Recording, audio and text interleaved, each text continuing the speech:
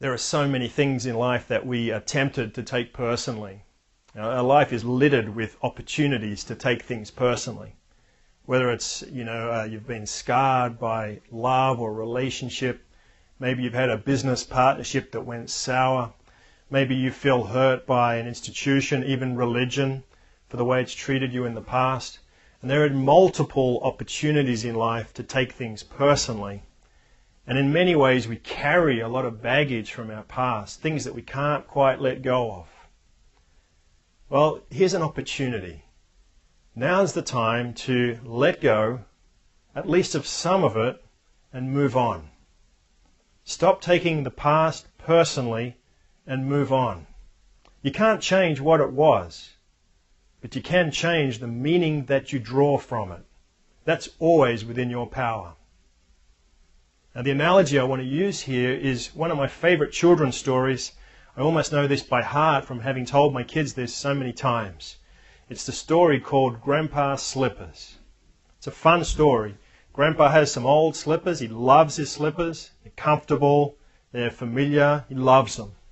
Grandma, on the other hand, doesn't like them so much. She wants to get rid of them. So every time Grandpa turns around, Grandma takes the slippers and hides them, or puts them in the trash, or takes them to some local store. Every time Grandpa realizes his slippers are gone, he seeks them out and finds them.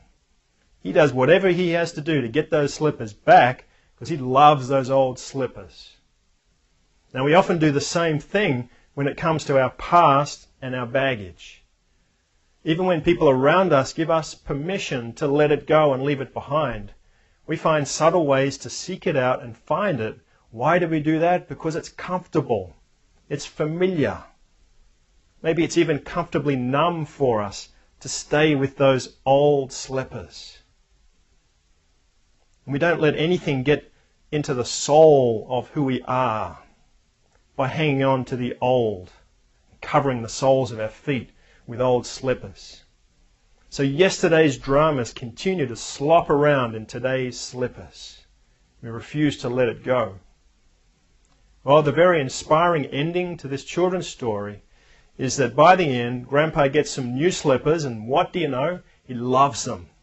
He loves his new slippers and never looks back.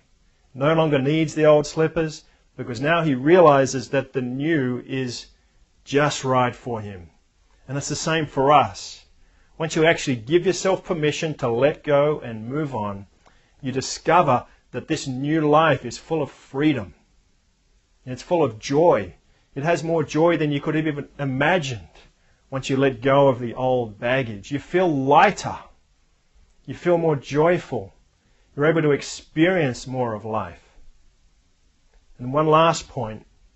There's no end point to this letting go business. It's a constant journey, a lifelong journey. And a nice little twist at the end of the children's story. Grandma, once the slippers saga is all sorted out, Grandma then turns her attention to Grandpa's old cardigan. And there's always something new to be worked on. That's the nature of life.